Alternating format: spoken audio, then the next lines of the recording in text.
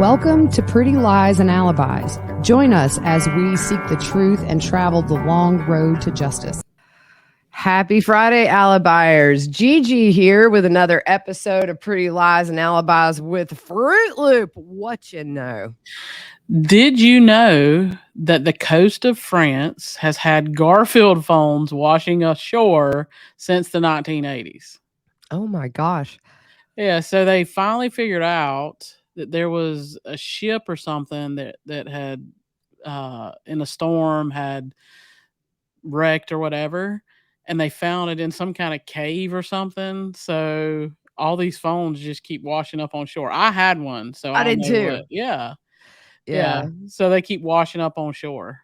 You know, there's some place out in the desert somewhere that has all of the Atari ET games because it was so bad that, like, even back in the 80s, they were like, this sucks. We're just going to put them in a landfill. Yeah. Anyways, so we stopped yesterday talking about Julie Rowe's security team and Julie alleging that Chad was inappropriate to her. And today, what we're going to do is we're kind of getting into the real timeline. Today, we're going to cover kind of at the point to where Chad and Lori are getting more active up till Charles tries to fly home thinking it's going to be a normal evening, only to find out, it's all broken loose. So why don't you start December 28th, Fruit Loop? Okay, so December 28, 2018, there are searches for Charles Vallow on Chad's Google account. The end of December through January, Lori has lunch with Gibb and Zulema and tells them Charles has become a zombie. Julie Rowe also says sometime in late December, Chad told her Tammy would die soon. So you start to see this whole thing coming into motion. Really quickly, too, because they met September, October. It's really, I think it was October. Or was it September, October? I can't remember right now. But by December, you've already got him looking up this, Ned Schneider, whatever, zombie thing. And then Tammy's going to die soon. It's like him and Lori quickly, I think, realized we've got to be together no matter what. Yeah. So there's an iCloud update and there's random things that have no date. So we're just going to go through these. So Alex was listed in her contacts as Al2. Melanice was Lalani Lee. It sounds like some kind of Charlie's Angels name. Lalani, I think. Lalani, something. Yeah. We always mess it up. So on Lori's phone and listed as Miriam on Alex's phone. Melanie 2 seems to be an alias for Chad. A contact listed as Bishop seems to be one of Chad's daughters. Dude, I would hate to be the police having to figure all this stuff out. Look, I would hate to be the person having all these names in my phone, trying to figure out who's this, who's that. I would get so confused. Who am I calling? Who am I texting? Yeah. There was some wrong text sent. Had to be. Oh, yeah. I do it all the time. Yeah. So there were messages about Charles and Tylee arguing, but nothing major. Lori also said Tylee was being difficult for her too. Lori had frequent contact with her sister Summer, who was listed as Some. It seems Summer may have shared some of Lori's religious beliefs. There were countless messages about spiritual experiences and Lori and Chad's ability to communicate with others on the other side of the veil while at the temple. Lori says she can communicate with those on the other side while sitting in the celestial room.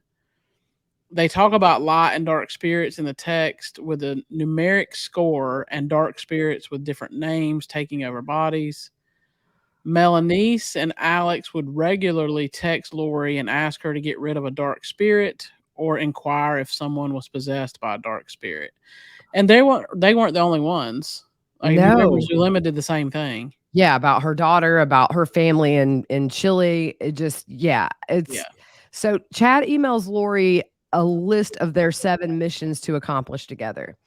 And, guys, this is back in December. So this stuff went like fast and furious, like 0 to 60. Well, it makes me think that this was going on earlier than that. Either that or, maybe it's possible that Chad had all this framework sort of dreamed up, and then you find the people that believe Yeah. it, and then you're like, "Here we go." Yeah. Yeah. Chicken or the egg, what came first? Yeah. So he said they had 7 missions to accomplish together. Number 1, translate ancient records, write the book about the translation process. Number 3, identify locations in Northeast Arizona for white camps. Number 4, presidency of the Church of Firstborn. Number 5, help establish the food distribution as the tribulation start and the delegate. Number 6, ordain individuals to translation as the camps begin. And number 7, provide supplies to righteous members of families. So that's their missions. And so January, we're kind of getting into January here. This is when it all breaks loose. But at some point, and it's not, I've never seen a specific date. A neighbor of Alex's told the Daily Mail in 2020 that sometime in January 2019, Lori and Alex were outside arguing really loud. And neighbors told the Daily Mail they were close to calling the cops. And one person said, I heard this huge commotion. And actually, people were coming out in the street to watch what was going on. And they thought they were husband and wife because it's just kind of the fight's not what you would normally have with a sibling. And she was screaming at him, accusing him of bringing disgrace on their family. I really want to know what she meant. Yeah. So January 1st, Lori and Charles moved to this house in Arizona. And he on the body cam footage that we will get into shortly, he confirms that they had only been living there since the 1st of January. And Lori refills JJ's medication for the last time, and then she starts sometime in, we just don't have specific dates. Sometime in January, she starts emailing Chad her dance videos, except the moron doesn't delete the emails in the sent folder. So guess who finds them? Charles. And obviously he starts to get suspicious that she's having an affair with Chad. What kind of dance videos she's sending? I Some pay of to them watch. like Julie Rowe. Yeah. Them little Well, you twirlies. remember in the house that Charles was murdered in, there were mirrors everywhere. Well, I think that was a requirement any house they lived in. Yeah. Yeah. So January 1st, 2019, Gibbs said this is the date Lori said that Charles and JJ would die in that car accident. She was present during a phone call with Lori and Chad when this was discussed. And Lori told Melanie Gibb that when he didn't die in the accident, that's when his spirit left his body and a dark spirit entered. But yeah, you told them prior to this that he was already a zombie. Right. And just to make clear, the house they moved into on January 1st, that is not the house that Charles was murdered in. Can you imagine like the stress on Tylee and especially JJ with this moving back and forth, back and forth? It had to, it had to take a toll on both Tylee and JJ, especially being autistic. Yeah. Yeah. So Lieutenant Ball said in his affidavit of probable cause that Gibbs said the term zombie refers to an individual whose mortal spirit has left their body and that their body is now the host of another spirit. The new spirit in a zombie is always considered a dark spirit. While the dark spirit inhabits the host body, the person's true spirit goes into limbo and is stuck there until the host body is physically killed. As such, death of the physical body is seen as the mechanism by which the body's original spirit can be released from limbo. Dude, your face right now. I can't. I Yeah, can't. I know. It's some kind of game. It sounds like a B movie, the plot Yeah, of some really bad B movie, but yeah. So January 11th, 2019, Zulema has a vision she could create storms and fire and will have the eye of the Lord. Comes that third eye. January 22nd, 2019, Lori gets an email from Chad with the subject line Demon with a name Nick Schneider. He says Charles is a demon. Ned was the first name, Garrett was the second, then it was Iplos. Uh, Okay, I had to laugh. I had to laugh on this because you put hippos. I'm sorry. It's that's funny. I could not share that one. That's funny. So I just went to hungry hungry hippo. You I know did that. too when you said that. Yep. So Iplos was supposed to be a combination of evil spirits. Ned was supposed to be some childhood friend of Charles's whose spirit never left the earth and attached to Charles, who pushed Charles' spirit out of his body. Melanie Gibbs says she was present when Chad told Lori this over the phone, and that was in early 2019 in reference to Charles being possessed. He wasn't possessed. He was trying to get you help. Oh yeah.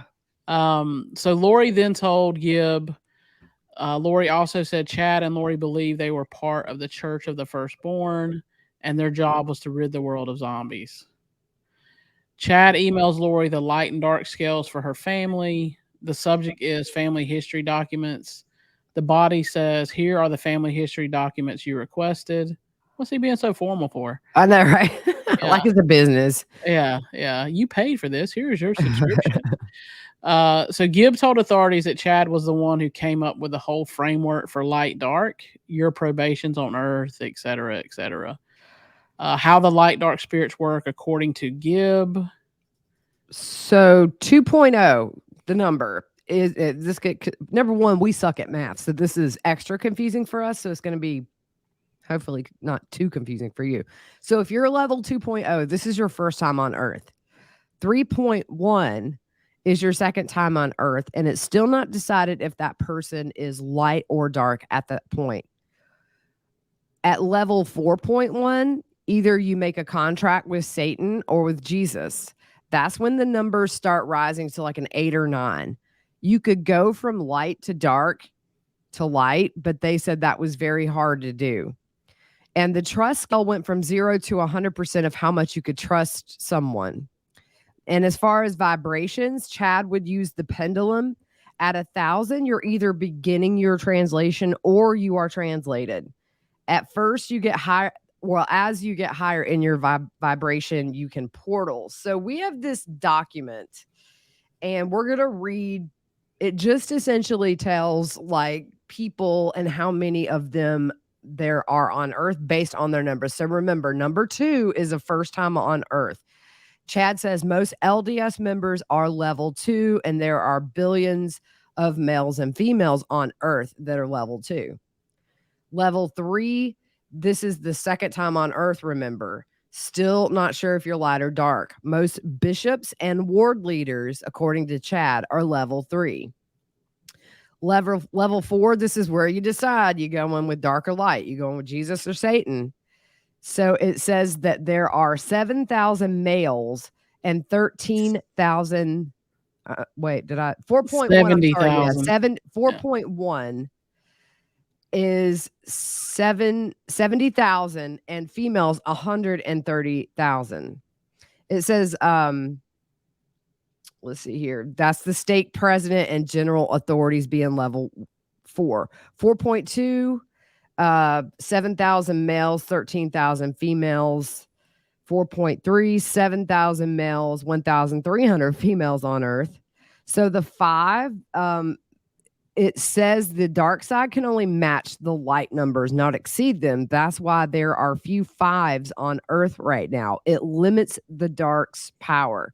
So for 5s, there were 133 males and 4 females. Then you get up to like 5.2, 5.3, and the numbers basically drop off. And Confusion those is the all. level 5 is mostly apostles. Right. And so if you look at the 6, which I guess would be that's apostle, like your top apostle level, 5 males, 2 females. How much you want to bet he included Lori as one of those females? Ding ding ding ding ding. Yeah. All right, so the light dark scale. This was something that when it came out initially, we were like, what in the world does this mean? So the light and dark scales essentially tells if you're good or bad. All right, In so their eyes. in their eyes, So right? if Yeah. it's somebody who was opposing them, they were always dark. Right. So why don't you start the top ones? So Barry Cox was a 3 light. It was 1500s in France. Janice Cox was a 3 light, 1600s in England. Stacy was a 3 light on Earth, and she has graduated to a 4.1 light. Alex Cox was a 2 light. Adam Cox was a 3 light. That was early on, I guess, before Adam opposed them, and Yeah. I'd yeah, love to see an updated scale, like, yeah, round November. yeah. Laura was a 3 light on Earth, and she's graduated to a 4.1 light. Lori was a 4.3 light. Summer Cox was a 3 light. Her husband was a 2 light, but borderline too dark. Lori's first husband was a 2 light. Second husband was a too dark. Son Colby was a 3 light. Kelsey was a 3 dark, and we That's his remember, wife. yeah, that's Colby's wife. Well, you remember in that we talked about it a few episodes back, Colby said that it was kind of like a competition. You can picture it, Yeah, that yeah, she would not like his wife. exactly. Third husband Joseph Ryan was a 4.3 dark, and he is now sealed away. Daughter Tylee Ryan was a 4.1 dark. Whew. That's one of the higher ones, you can tell he didn't like Tylee. Yeah. How do you label your kid a dark? I I mean, yeah, I there are mean, how days do I'm you do? tempted, but I Yeah, mean yeah, I mean, all joking aside, you can yeah, see very, very early on that Tylee was a problem for Chad. yeah, exactly. So fourth husband, Charles Vallow, was a 3 light. Uh, his first wife was a 2 dark. Cole Vallow was a 3 dark. Zach Vallow was a 3 light. Joshua Vallow, which is JJ, was a 4.2 light. And we get to Melanie Boudreau, Melanice. She was a 3 light. Her husband Brandon was a 3 dark. The 4 kids, both boys are 3 light. The older girl's a 3 light, and the younger girl is a 4.1 light. All right, now we need to stop and do our advertisement for the week. Fruit Loop, what you know? Now it's time for our paid advertisement. Our partner this week is one that you guys are familiar with. As you know, I started taking AG1 because I wanted to start focusing on getting on a daily health routine that works with my busy schedule. Tons of people take some kind of multivitamin, and it's important to choose one with high quality ingredients that your body will actually absorb. With AG1, with one delicious scoop, you're absorbing 75 high quality vitamins, minerals, whole food source superfoods, probiotics, and adaptogens to help you start your day right. This special blend of ingredients supports your gut health, your nervous system, your immune system, your energy, recovery, focus, and aging. Athletic Greens has over 7,000 five-star reviews and is recommended by professional athletes. Right now, it's time to reclaim your health and arm your immune system with convenient daily nutrition. It's just one scoop in a cup of water every day, and that's it. No need for a million different pills and supplements to look out for your health. So to make it easy, Athletic Greens is going to give you a free 1 year supply of immune supporting vitamin D and 5 free travel packs with your first purchase. All you have to do is visit athleticgreens.com/whattheworld. Again, that is athleticgreens.com/whattheworld to take ownership over your health and pick up the ultimate daily nutritional insurance. All right, back to it. So, Chad just sent the light dark scales. On January 24th, Charles finds that email with the light dark scales and he forwards it to his sister Kay on March 9th. January 28th, this is when Lori transfers $10,000 out of Charles's business account. She also transfers 2,000 enterprise rental points to herself. The same day, Chad searches for Ned Schneider, 1996 death, Louisiana. Ned Schneider, Louisiana. Ned Schneider, Louisiana, born 1951, died 1996, and bodies possessed after original occupant dies. So these are around 6 months prior to Charles's murder. And also, last night, I found the divorce documents that Charles had against her. He has proof of all of the transfer of the money. It's all in there. Yeah. And Well, hopefully, my other question or my other thing is this. I mean, obviously, Lori had to feed him those names.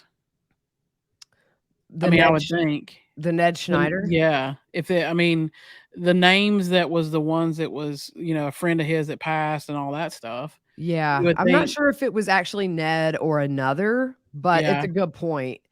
I mean, Um, yeah. But you see, like, January 28th, or what? Let's see, he emails these light dark scales, uh, around the 22nd, and here we go, by the 30th, she's convinced, and all this really begins. yeah. So, January 29th, I think at some point they've had some phone conversations that have been, and we don't have those that I know of.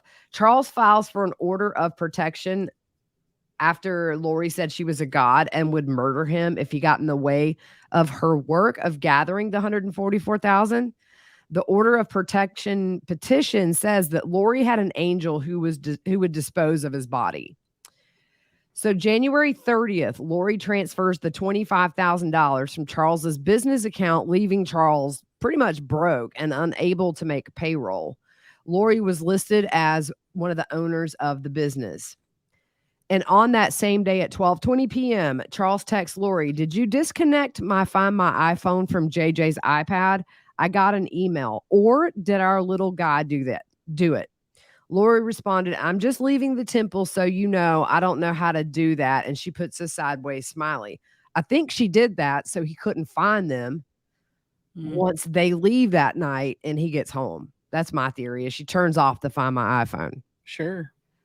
So the officer asks Melanie Gibb in a 2020 interview about the box of clothes that Lori took to Goodwill, and Melanie said she thought that was out of control. And she also asked Lori if she thought this was a little extreme, and Lori said no. In a separate interview with investigators, Gibb said Lori hid one box of his clothing behind the food storage in the house. And she also said that Lori was in Charles's office in the house looking for paperwork, important documents, passports, and computers. So the investigator asked about Lori's behavior when she was telling the police officer about getting rid of his clothes, and Melanie said she remembers Lori being upbeat at the time and saying, "I'm sure you've seen the video yourself." Gibbs said she can't go back and watch it because she didn't want to see herself in that video and she was tired of seeing herself on TV. That's referring to the police visit that we'll get to later. Sure. So Gibb said Charles left his truck at the airport and Alex went and got it. He parked it at some motel in Gilbert, but Gibb didn't think Lori was staying at that hotel, but a different one. Charles, and I mean, that makes sense because if you see the truck, you know they're there. So it's probably just to Yeah. throw them off. Charles is in Texas and tells Lori he's coming home that night. Investigators note there's no indication of any trouble between them prior to that. Charles tries to fly home, but finds out Lori has canceled his ticket. He spent $600 to buy a new one and flew into Arizona. He discovers his truck is missing from the parking garage at the airport. And when he goes home, the house is empty. In an interview with investigators in October of 2020, Colby said he knew about the truck being taken, and Charles called him to ask if he knew where his truck was. Colby said he didn't and didn't know what was going on. Lori had told him that Charles was having an affair and was financially supporting two women in California and had also been with hookers. He said Lori was telling them that she was going to be killed for her life insurance money by family. He said he didn't buy all of it, but he didn't trust Charles with everything that was happening. Colby said the next day he took Tylee to her house in Gilbert. While there, Charles called Tylee and they began arguing. Colby got on the phone and asked what was going on. Charles told Colby that Lori thought she was a god, and Colby said he tried to be the mediator between them. Yeah. He said his mom was calm and didn't want a confrontation with Charles, and he was more on his mom's side, thinking Charles had done something wrong because Lori seemingly just wanted to get away from Charles. So January 30th at 4:06 p.m., Lori texts her mom, her sister, Melanice, and Alex. She says, "Please don't answer the phone if Charles calls you. We're in a big argument and he's looking for people to be on his side. Thank you. I love you all." And in an interview with investigators, Colby said Lori told him Charles was having the affair. And I'm sorry, I repeated that. But Charles texts Lori at 4:14 p.m. I'll come home tomorrow. I'll get JJ as you asked and go to Louisiana. I don't want you to destroy me as you said. So Lori tells Charles over the phone that she's a god. She was assigned to carry out the work of the 144,000 at Christ's second coming. Then at 4:33, Charles makes a call to the Gilbert Police Department from Texas saying Lori was acting strange and making threats. And he said Lori told him, and he gets the name mixed up, Ed Schneider, and she was going to destroy him. So Gilbert PD instructed Charles to follow up with Community Bridges when he got back from Texas, and that is a mental health place. They can do involuntary holds. So at 4:38, Charles texts Lori, please call me. And Lori responds, too late for words. I'm done. Between 6 and 10, Charles is flying from Dallas to Phoenix. At the same time, at 6 o'clock, Lori's iCloud showed deleted cookies for Hyatt hotels, and her coordinates show she was at the Four Points Sheraton in Mesa. So at 8:12 p.m., Chad conducts a Google search, Ned Snyder, Louisiana obituary. This is the first search for Ned Snyder. Now, that gets confusing because he did it before, but I think there was some confusion between, what, yeah. So we think he searched for Ned Schneider earlier in January. Yeah. So I think it's important to note that Gibb, when she asked Lori if she was being a little extreme, Lori replied, it's God's will. Yeah. And I think, like we said, Melanie and Gibb and Zulema both have minimized what they thought and what they felt. We're going to stop here because the next episode next week, we start getting into all this body cam footage, and it's going to make you guys all kinds of mad. It is just eerie in hindsight to watch. I mean, he told them exactly what was up. And but yeah, it's just, and then you think about her doing that first strike of emailing her family and saying, we're in a fight, don't talk to him. She was telling them that he had been having affairs and all this stuff. And so you see now she's hook, line, and sinker that Charles isn't Charles. And then this really is like the first domino in the effect of what got us to where we are today. Crazy stuff, y'all. I would be interesting to know if Charles was the first one that Chad told her was a zombie. I think out of everybody she knew, it seems that way. Unless like we get stuff from Rexburg that we haven't seen at trial. This Yeah. is really kind of but you remember it's back in this late December, early January. Well, Chad's already told Lori he's not Charles because yeah. Melanie Gibb heard that conversation. Now we have a name. Yeah. Well, think about it. Joe Ryan died what, 2018? Yeah. I don't know. Telling you, man, I know they say it was natural. You'll never convince me. I just there's too many discrepancies, and you have Lori admitting she went in there after he was dead with Tylee, I might add. And remember, we discussed this. Annie got to see photo albums that she said reeked of death. Yes. Yeah, that's just it. So how do you get that? Yeah, but it's, poor Charles. He really had no idea that him coming home this night on the 30th really was the beginning of his end.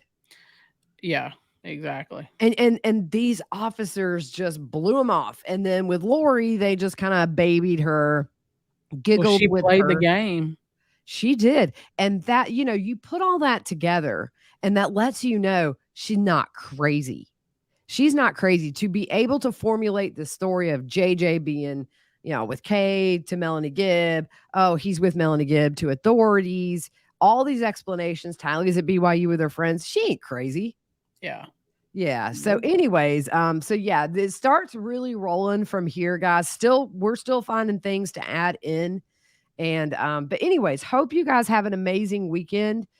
Just planning on taking it easy, and we will see you back here on Monday. Hey, I forgot.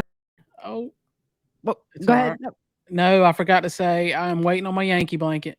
Oh, nice. 2 cool T-shirts is doing my Yankee blanket, so I can't wait to see it. That's awesome. Yeah, you'll love Yep. it. Okay, Yep. we out.